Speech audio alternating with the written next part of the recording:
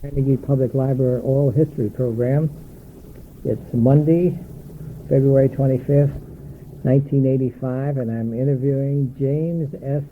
Spaulding of 1189 Shady Oak and Wabash relative to the Vietnam experiences. Jim, the first thing I'm going to ask is just give me a little background on where you were born and when you were born and your parents and brothers and sisters and so forth, just for the record. I was born here in Wabash, 1943. I got a sister and a brother. Mm-hmm. And who were your parents? Jim and Marge Spaulding. Yeah, your mother's maiden name was? Barracks. Barracks, okay. And your education, school, and so forth? Wabash High. Year? Graduate? 61. 1961. Okay. What happened after you got out of high school? I went to work at Container. Or how long? I got drafted in 65. Yeah. And tell me about then. You were drafted in 65, and tell me what happened then after 1965 when you were drafted. Oh, I went to Fort Leonard Wood, Missouri. I got drafted on June the 1st, 65. Mm-hmm. And I got out June the 1st, 67. So Okay. I went to Fort Leonard Wood, Missouri for basic training. And I took AIT down there too, crane operator. Then I went to Fort Bragg, North Carolina, from October, I think, to February, around February 5th, something like that. Then we shipped out to San Francisco, Oakland, California. And we went to left for NAM from there. How did you go? Fly. On what was Northwest Orient. Yeah, what was the experience? You were all, this was a charter or what? Yeah, it was all servicemen, all but a couple guys that were going to Japan. Mm-hmm. So we flew into Japan, and they wouldn't let us off the plane when they refueled. They didn't want anything to do with Vietnam. So we sat out in the taxiway when they refueled. You didn't smoke, you didn't do nothing. Mm-hmm. How long? Well, the whole flight was 22 hours. From the time you left Oakland to... Till the time we hit Saigon. Yeah. Okay. Where did you land in... Constant Saigon. Was the war hot then, or...? Yeah, you could look out the window from flying and see the gunfire. Mm-hmm. Because the pilot said, you're not going to use no lights going in.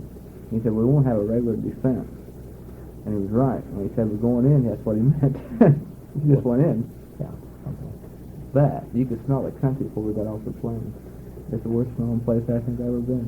What did it smell like? Garbage. They don't have no sanitation. But you could smell it before you got off the plane. Right. Yeah. You ask anybody running there, they can tell you that. Yeah. What did the country look like to you, just a little farm boy coming out of Indiana here from this farm environment? Oh, you couldn't see too much about it, so we went down to, as far as Saigon, so we went down to the base there. The name of the base was? Oh, I can't remember what it was out there, Saigon. It was right outside Thompson Mead there, Air Base. And the guy said, they get hit quite a bit down through there. And he said, no, if you get hit or anything, no, we don't have no weapons or nothing with us. Mm-hmm. He said, just pull a mattress over you. So we was down there for a couple of days, and they shipped us up north to Cam Ranh Bay, to the 497 port construction out there. Had you been trained in this port construction at all, or? No, it's the only one. It came out of Fort Belvoir in Virginia. They did. I was a crane operator, but I never run a crane in NAM. We did port construction work there. We put in sheet piling for bulkheads, and we did put in dolphins so ships could dock it. So. What was your specific job? Oh, really no specific job. We just had a crew on there. Everybody just did different things. So. But you never ran a crane? Not in NAM, no. Yeah, I'll be darned. They trained you and everything, and yeah, I ran one down in North Carolina. I used to load loaded trains with Connex boxes to ship to NAM. But then they didn't use you. No, yeah. we had all kinds of crane operators there. Yeah. Well, what did you specifically? Were you what was your rank? And when I went over, I was at nothing. When I left, in a year, I was a Spec 4, same rank as a corporal. What did you do every day? What was your job specifically? Oh, God, I don't know. every day. We just went up. We worked off a barge Mm-hmm. out in the bay, Mm-hmm. and we put sheet piling in. We did pile driving mostly. Mm-hmm. We used a lot of Cristo pilings. Then we went for dolphins. Then they got killed. They just broken them off. So we used steel pilings. We drove them down. I suppose 90 feet, filled them full of concrete. Mm-hmm. That way you're not gonna. There's no ship's gonna bust it off without getting a hole in it. So we put in. We put in another pier, a wooden pier over there. We used native wood from the Philippines. Mm-hmm. It was harder than hell. Mm-hmm. We put LST ramps in. We poured 40 cubic yards for an LST ramp. So, different things like that. Yeah. Tell us about these pilings. I think you had mentioned to me earlier that this was a new type of dock construction. Oh, DeLong Corporation, their Yeah. piers? Yes. Oh, that was, the piling put the bulkhead in, where you fill it up behind with dirt and stuff. Yeah. That's just like a wall. Yeah. Okay. And then the boat pulls up to that wall. Your DeLong, no, you got a regular pier. Yes. A DeLong pier, they float them over from the States. Okay. They're like a ship inside. Uh-huh. Then they use big case-on pilings around. Mm-hmm. And they drive down these great big air jacks. And you get them down so far that if you don't go far enough, then you weld another one on around it. Mm-hmm. They keep driving them down so they're stuck, so they're solid. Uh-huh. Then you cap them off. But then if you want to go back and take them out, you can. You can? Yeah, they leave enough space you can put your jacks back on it, jack all these back up and take them out. Uh-huh. That'd be nice. But they didn't do that when we left. Yeah. When they pulled out of Nam, they left the whole thing there. Mm-hmm. Do you think they're still being used? Probably. Yeah. All the dock facilities. Oh, I expect you wouldn't want to tear them out. Yeah. That's a natural harbor. Yeah. Cam Ranh was. We put some piers at Cam Ranh and Spaulding Bay. I know that when I was there. Put a couple of things. Yeah. Is that close to where Cam Ranh Bay? Spaulding Bay was up north. About a 4-hour boat drive up north. You'd go up on a boat or something, and I was up there once. I went up with. They needed a bottle of settling for welding, so we got it right on a swift boat with the Navy. And the Navy, of course, this guy on the Navy, his dad, his old man was an admiral, and he thought, boy, this is it. We got on that boat, being in the Army and all. He told us, he said, "No, I'm just like God on this boat. You don't do this." But and then they're out on patrol. They stop all these junk boats. uh-huh. That's all right, you know. So they give us a flat jacket before we left. You're supposed to wear a helmet. Nah, give you a headache. Wear a baseball cap. Yeah. So we're going along, and they telling us, you got to watch that they don't lob a grenade or something on the boat. Mm-hmm. So this is all right. So we're going along, nothing's happening. And I'm about half asleep sitting there, and this guy comes up and says, "I got to get in here." And I'm sitting on this, like a bench, and he opens it up, and he takes out 2 revolvers. Uh-huh. And he had M16s there. And he gives one to the old man of the boat, he puts one on himself. Now the guy that put it on and got him out gets on the boat and searches this thing. And it's all right. They got twin 50s up there. So there's really no problem at all. But after telling you all this stuff, or watch all this stuff, the guy gets on the boat, he searched it, and he comes back, and he said, "You know something?" He said, he pulled that gun out, and he said, "I forgot to load this." Oh, gee. That was it. That was the last time I went out with the Navy. That was it. Yeah. But they would stop all these junks to see what they were doing, and Yeah. what did the native Vietnamese boat look like that they were stopping? Oh God, it was nothing fancy. It was just a little more like a canoe. So Yeah. it was.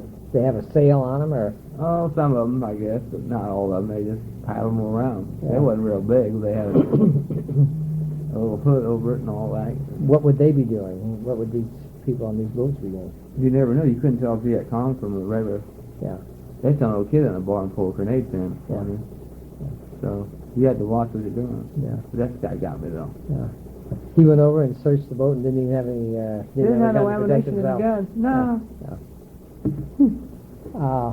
So you went to 3 different areas and to work on docks and piers and, Yeah, and landing facilities. Yeah. And Cam Ranh Bay was one, Yeah, that's a big one. and the other 2 were. Well, they put one down in Fan Rang, and I wasn't down there. I was on R&R in Tokyo then, but the one at Funville Bay was. Funville. Yeah. Funville Bay, yeah. When you were working at Cam Ranh Bay, were you shelled at all, or? The air base got shelled all the time. Yeah, but they didn't shell the dock or landing facilities? No, it was like an island just about. The air base was up here on this strip, and the bay was 5 miles wide. Now, that was VC country, though, on the other side, 5 miles away. That was all VC country. But they had a hard time getting in. They tried. They had a hard time getting across that bay because the Navy had, they patrolled it out there, the Seabees. I think it was Seabees out there. They patrolled all that. They had a hard time getting across that bay, but they bombed the air base up there all the time. They shelled in. What would prevent the VC from going around the bay? Well, they tried that too. We got the North China Sea on the other side. On the other side. Yeah. But they did. They had them Minuteman missiles up there too. They had a hard time getting in Cam Ranh Bay. What kind of living facilities did you have at Cam Ranh Bay? We just made our own. We poured concrete down eventually, and built like wooden frames and all, and put louvers in it, like so the rain would go off and just put a roof on it without a tent. No tent. This was a building. Well, we used canvas tops. Yeah. So they got something else, but they didn't have it when I left. Yeah. I think the word is fly, isn't that a fly? Yeah. Well, they had we lived on a sand hill. Hell, you had sand and everything. Yeah. I've heard others talk about this yellow sand everywhere. Yeah. That's all Cam Ranh Bay was. Yeah. Sand. And how many guys would be to each one of these? Oh, this is squad. Squad. These, yeah. You call them hooch? Oh, whatever. Yeah. Now, did you have a perimeter guarding this area? Were you guys? Oh yeah, we went down on the. We was up on high on the hill, and we had our boats and stuff down there. Yeah, we always had a guard around it. Yeah. Always needed, you know. Yeah. Did the VC ever try to get into your camp? Not when I was there. Yeah. They tried to get across. They tried to come in. Some of them, they always got them when they come in. If they brought anything over from the other side, they always checked them thoroughly. Yeah. They found a few. They never got down there close enough to really shell us. Yeah. And what was the closest town then? Little village there, Cam Ranh Village down there. It was only about a mile away. So. Yeah. And how big was it? Oh, it wasn't bad. I don't know exactly how big it was. Of course, it wasn't that great. They used, they take these tins built for little houses and all. But, you know, how you lay out you run a beer carton with the cans and all, and it said black label all the way down. You go down the street, see a house that has a great big piece of tin up there. It says black label all the way down and all. That's what they use. This little. They wasn't nothing fancy, I'll tell you that. Yeah. Is that someplace where you guys could go for recreation, or? You can only go down there at certain times. Yeah. Daytime only? Daytime only. Not at night? No. Yeah. What do you guys do otherwise, other for recreation? Drank. Drink? Drink a lot? Most of the guys did over there. Yeah. Wasn't anything else to do. Was it available? Yeah. From? Oh, all over. They brought some from the States. They had from the Philippines. They had San Miguel, Tiger Bear, had beer from the States, Olympia, you know, the usual beer, fast food and all. Yeah. So when there was nothing else to do, you just sit around and drink and play cards. We'll have a movie once in a while. Yeah. How about anybody getting into drugs at this time then? Not that I know of there. Yeah. Nobody was fooling around with grass or heroin or. Not that I know of. Yeah. Was it? Did you see any of it in the natives and? Oh, you get anything you wanted down the village. Yeah. You buy anything you want. Oh, anybody wanted black market. Yeah, anything you wanted down there. Yeah. They had more cigarettes than we did. Yeah. What prices? Well, I don't know. We got ours at, when I smoked then, it was about $1 a carton, something like that, $1.10 a carton, something like that. But you could down to the village and buy them also. Oh yeah, you can buy anything you wanted. They have bars down there too? Yeah, they have everything. Yeah. The usual stuff. The usual thing. Yeah. We'll get back to some of these other questions. Was the protest movement at all going on at this time? Were you conscious of it? Yeah, we're conscious of it. We've never seen it back here. In Wabash, never had no problem with it. Bigger cities did. Yeah. Well, when you were training or anything, did you see any out in the east? Or how about in Vietnam? No. It never ran onto anybody that was No. interested in taking off or anything like that? Where are you going to go? Yeah, that's true. Where are you going to go? You talked about R&R, and tell me about that. What'd you do in Went to Tokyo, Tokyo? Yokohama. Yeah. How many, the whole group 7 of you? days. A Two group of of us two of you? from our company. Yeah. You fly up? Yeah, and- Pan Am. Yeah. Had a good time then? Yeah, had a good time. Yeah. Okay. Nothing exciting happened there? Or? Not that I remember. Yeah. How about blacks? Were there any blacks in your company? Yeah, And what was the relationship between the, no problem. no problem at all? All you guys got along okay? Yeah. Yeah, I mean, you just got your usual. We never had there wasn't no big racial problem there. I never seen it. Well, it's there, but it never really let it happen. Mm-hmm. And who are these? You're showing me a photograph. No, that's me in the middle. Want to see how dark I am. Yeah. And the other two are, I can't even remember their names now. and these are two men from the company, and Yeah, let's take it in there. yeah. I see two of the three of you are holding canvas slits. Right. Yeah. This is your barracks also. No, that's the bar we built. That's the bar you built. Yeah. And, but no problems with the blacks or? No, I never did. Yeah. And they seem to get along in the company. And did they stick together or? Oh yeah, you get them together. They get a little bit cocky, but you get them on by themselves or a couple of them. You're all right. We never had really that problem there. Yeah. Were there many in the company? Yeah, quite a few. Yeah. Huh, I'll be darned. What was the terrain around Cam Ranh Bay? What do you remember of Cam Ranh Bay? The sand. Sand? That's about all it was until it got way off. Now, Vietnam was pretty, Mm-hmm. but where we was at, just mostly sand. I mean, a lot of sand hills. Yeah. Yeah. The bay itself? The bay itself, when we first went over there, you could see 30 feet straight down. It was that clear. Uh-huh. And when you left? When I left, it was still about the same, but it was, you get them things after you get out there and start having all these ships and stuff come in. I don't know what it is now. I doubt it's that clear anymore. Yeah. Agent Orange. Were you ever exposed to it? Never saw it? No. Never saw anything? There was nothing to kill around there. It was all rage. It was sand. Yeah, it was all dead, huh? Yeah. Yeah, I'll be damned. How about you spent your year, and were you glad to get out and come home? Yeah. Yeah. And just like everybody else. We went from, we left Nam in February, I think it was 5th or 7th. There was a couple days extra. So it was 7 days before later I'm supposed to be gone. And we flew in Seattle, Washington, and it was 48 degrees there. Now, that's not bad. Leaving 100-degree weather. That's not too bad. And we flew in Chicago. If you remember in 67, they had a hell of a lot of snow up there, and it was cold. mm-hmm. And I was dark as a beer bottle. Mm-hmm. And that wasn't bad. They had jetways. Walked down to the jetway. It wasn't too bad until I got to Indianapolis, and I had to get off, and I about froze. Mm-hmm. Had they issued you winter clothes? Yeah, Fort Lewis was there. Mm-hmm. But your blood's so thin when you leave being there for a year like that. Mm-hmm. They got up to 140 in summertime. Mm-hmm. But when they got down in the 70s, in the monsoon season, you put a jacket on. Mm-hmm.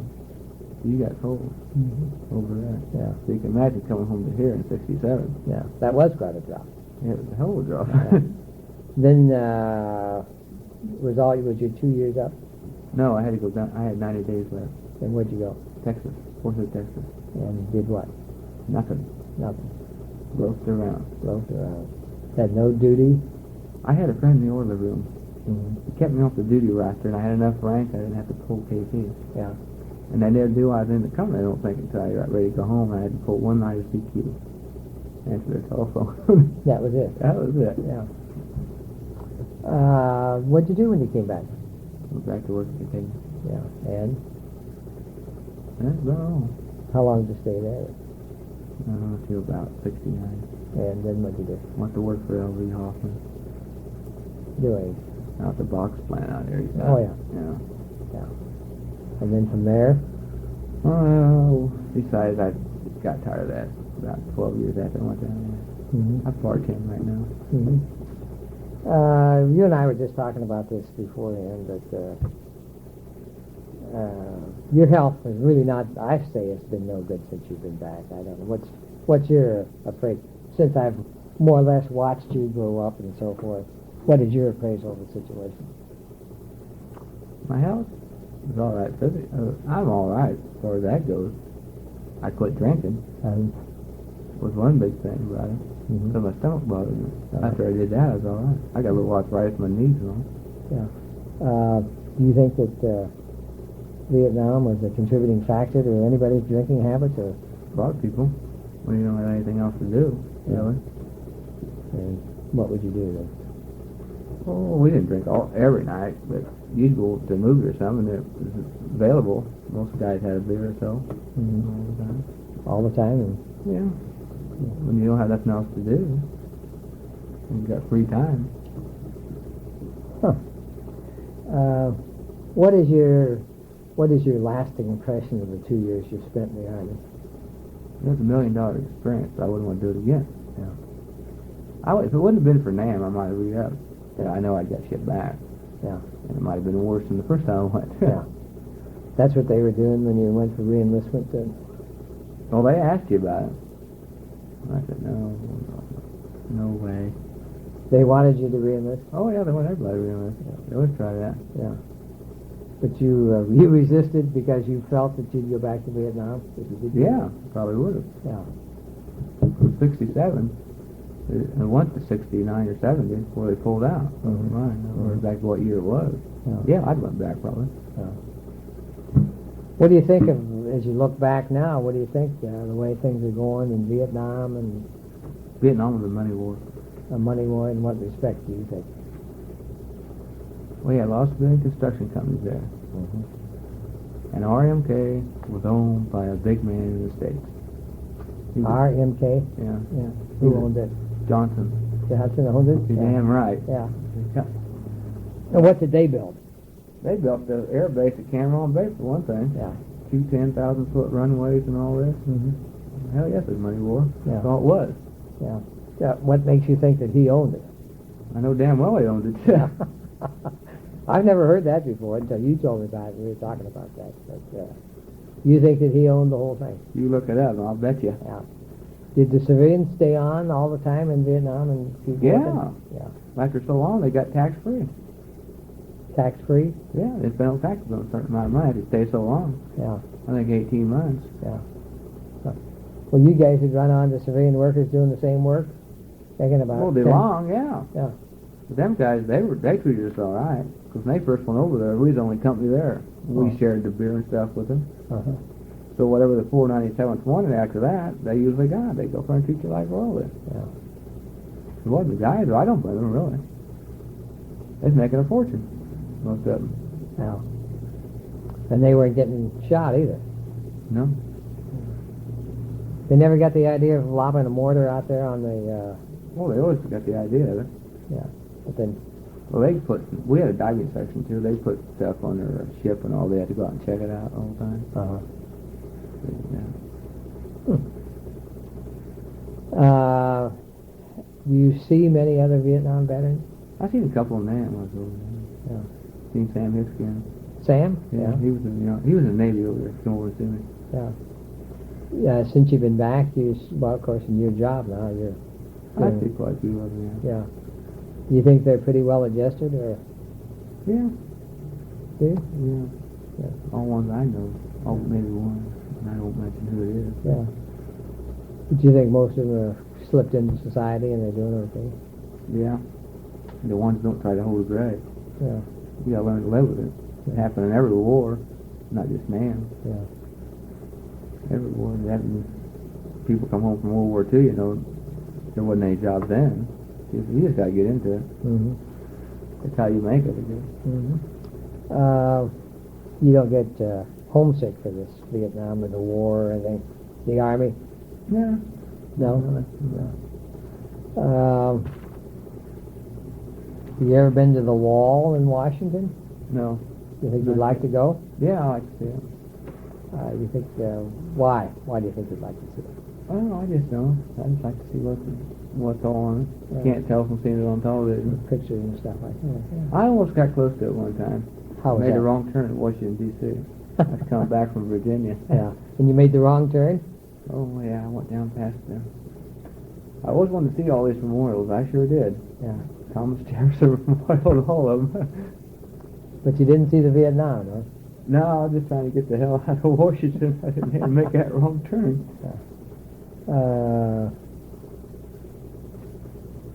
Well, what else have we got to talk about? Anything interesting? No, not really. Anything funny ever happened while you were in the Army? Oh, I don't know. Not really. That I told you about that, going on that Navy thing. Yeah. Any of the guys in your outfit ever killed? Anybody ever killed in the outfit? No. None? No. Not a one? No. You went over and came back and nobody ever got killed? Not when I was there. Yeah. No. Oh, I'll be damned. Is this outfit still active or in the As far Army? as I know, yeah. Yeah, but you don't know No one where. got killed. They got pinned down one time. I guess down the Cam Ranh Yeah. in the cemetery down there. In the cemetery. Well, that's a poor place to get. Don't have far to go. Yeah, that's right. Do you think your training was adequate before you went over? Yeah. You do. Because you can't say that. Being an engineer, yeah. But Yeah. being an, as far as going over for infantry and all, Mm-hmm. I couldn't say about that really. I don't know. Yeah. It was a jungle, and that's what it was. It really was. They had a lot of jungle out there. And I don't. There's no place in station training for that. I don't know. Mm-hmm. I couldn't say about the infantry and all. But you didn't have any jungle training. No, I didn't know.